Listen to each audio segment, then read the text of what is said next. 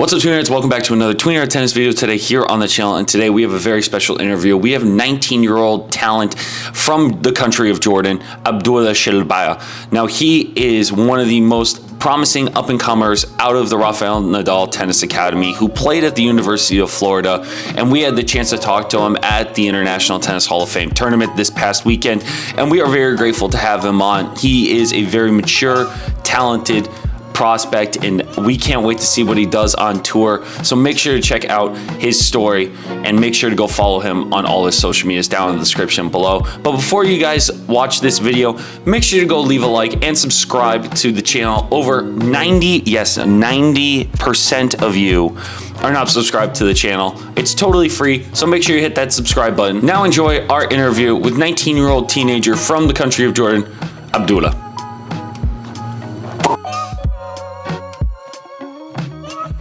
At this point, you're just ready to go. Thanks for joining me today. I really appreciate it. My pleasure. No worries. How did you end up choosing the pro career? What made you kind of choose this life? Well, the reason I chose it actually because that's the reason I started playing tennis. I've always wanted to be playing on the big stages. I keep on watching tennis, watching those big guys playing on the amazing tournaments. So I would want to be there one day. So of course, it's not an easy decision as you grow up and start having more trouble with like making decisions such as going pro, going college. So yeah, it was not an easy decision, but that's the life I've always wanted. What was the deciding factor to make you go pro? Was there a moment that you realized, oh, this is what I want to do, instead of taking that college route that a lot of kids your age have done? Yeah, well, of course, as I said, as it's not easy when you grow up, so I didn't know when would I be able to turn pro, fully commit, because I didn't know when would be the right moment for me, and I wanted to also make sure I study and get my degree at the same time. But yeah, last summer I did well, did a few good results, the future level where I won and did well in the Challenger Tour. So I did big jump from 1,300 to 400 within 2 months, and yeah, that was a moment where I was like, okay, that's where I need to be right now, and I wanted to kind of take the moment and go with the flow. Yeah. Who is, and it doesn't have to be a tennis player, but who's been your biggest inspiration in your life? Tough one. Yeah, my dad. Your dad? Yeah, my dad. What is something that he's taught you? He's told me to kind of not look too far ahead. Okay. Always stay in the present. And yeah, I mean, he's been an inspiration to me since I was a kid. He's always tried his best to kind of find a way for me to kind of play tennis and for him to work at the same time. It's not easy because I didn't have a coach for many years. I had a coach who had to leave at some point, and so it was like many issues. So my dad was my coach for a few years, and yeah, he had to manage a way between his work hours, business, and time to spend with me and coach me. Yeah. So yeah, it was not easy, but yeah, his dedication is just something unbelievable. It sounds like that it's the dedication and work ethic that your dad has is something that you've brought to your own game. Would you say that's something that he's done for you? Exactly. I mean, yeah, he always told me, because I hear a lot that I'm a talented player or whatever, but yeah, he's always told me to kind of forget about that part and just make sure that I keep my work ethic, work hard for whatever I want in life, whether it's tennis, whether it's a normal job. And yeah, that's how he's gotten that far in his life, and that's how I would get far in my life as well. So yeah, I gotta kind of follow his steps. No, that's perfect, because I feel like a lot of people don't understand what it's like to have that non-tennis aspect when it comes to your work ethic, not just on the court but off the court. And if you were to describe your game in that sense, how would you describe your game to someone that's never seen you play before? Well, I would say I'm an passive-aggressive player. It's passive-aggressive player. Yeah, it's like a combination. I like to counter-attack a lot, move forward to the net, to use my hand skills.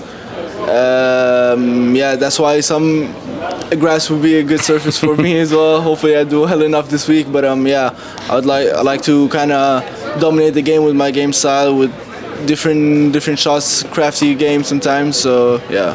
What was your first impression of grass? Since we are playing in Newport, what was your first impressions when you first played on the surface? I mean, it's like tradition, you know. You just like look at it as a kid watching Wimbledon. You always want to play on grass, so whether you're good or bad at it. But then, as the years went on and my games have developed, I started getting more used to it. And now, the past few weeks, I played on the grass right before the Wimbledon tournament, and I had some good results. So yeah, I don't know. It's kind of suited my game and found the right rhythm in order to be able to play the game I want to play on this surface. Oh wow! And you're very mature for your age too. I feel like, has anyone told you that? I don't know. I mean, depends for what. I don't know. No, just take. No, that's because for you too. If you were to describe, at least for the mental game as well, I feel like that's a really hard concept for a lot of people to understand. How did you get to where you are in terms of your mental game to this point? I'd say I've matured a lot over the past few months. Okay. More than any other time, especially actually last year or so, because that was a turning point, as I said, since last year where I decided to go pro. And yeah, last summer was a changing point, and that's where I had to kind of be more determined on what I want and find a way of managing everything on and off the court. And yeah, that's been the turning point. And of course, as you grow, it's like to be able to compete with those guys on a regular basis every single week. You just gotta make sure that you're mature enough mentally. You know what you gotta do on and off the court, and otherwise you're gonna dig a big hole for you. No, it's true, because again, you turned pro last year. You're still very new to the pro tour. What was the biggest transition for you when you made this your full-time job? I would say the consistency.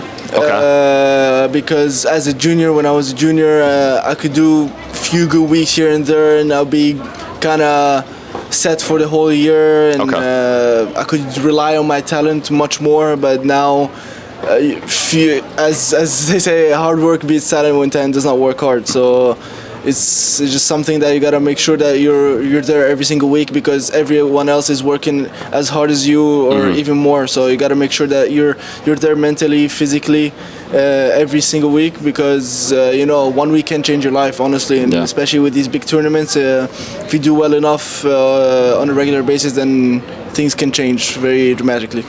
It's hard for people to think, because some people, I feel like, think your natural talent, if you have better natural talent, you're better than a hard worker. Why do you think hard work beats talent is better than just pure talent? Because you can, with less talent and a lot of hard work, you can develop that talent that you have and make sure you can maximize it. If you have the talent but you don't work as hard, then you won't be able to maximize your potential. Of course, you'll have things easier, which is a natural thing, but at the same time, you won't maximize your full potential, and later on in your life, you'd kind of regret it. But when you work hard enough with a bit less talent, then you can maximize the potential that you have, and of course also develop as a player much faster, actually. I love that. And to kind of get more personal with you too, what's 3 things people don't know about you? 3 things I don't know. I would say I'm a Jordanian that lived in Spain. Okay, that's fine. Fun. Favorite sport besides tennis? Football. I love football. Yeah. Favorite team? Yeah, Barcelona. Hold on. Messi is my. Okay, there. I was about to say, you trained at the Rafael Nadal Academy. I feel like you have to. If you're not a Madrista, then you can't. Yeah, no, I mean, I was a little worried for you there. Yeah. No, I mean, he's the only one of his family actually that supports Madrid. Oh, really? Yeah, because his uncle plays. Yeah. Okay, maybe you do fit in then. Yeah, kind of. But anyway, I don't know, Messi, since I was a kid, he's been my idol as well in terms of football and as an athlete. So yeah, I love Messi. So since I've known who he is. Yeah. I've been supporting Barcelona, and yeah, so I would say also I'm a big Messi fan. Okay, big Messi fan. So are you going to become an Inter Miami fan now that he's switched? I'm going to have to watch some matches now. Okay. But I won't say I'm a Inter Miami fan because it's in the end of his career, I'd say. Okay, so. Okay, that's fair. That's fair. What would you say, besides your dad, what was the moment that you knew tennis was for you? What made you choose tennis? The moment where I started watching on the TV, because my dad used to play in college and with his friends. When I started watching on TV and I just started picking up the racket and playing on the wall, that's where my dad saw the love I had for the game, and like he asked me if I wanted to play. Yeah. So yeah, that's I'd say the moment when I was like around 4 years old, 5. Oh wow. That's where I started hitting on the wall by myself every single day, and yeah, that's the moment where I knew I want to play tennis. Do you remember your first match that you watched on TV? So I just remember that it was for Roger Federer. That's the very first match. Okay. I didn't know who he was. That was the first match I ever watched, and yeah, it was a clay tournament. Okay. But yeah, I just remember Roger Federer. I'm trying to think, because I'm trying to age myself in this interview to say, if you watched something in 2007. 2007? 7, 8, yeah, so around it.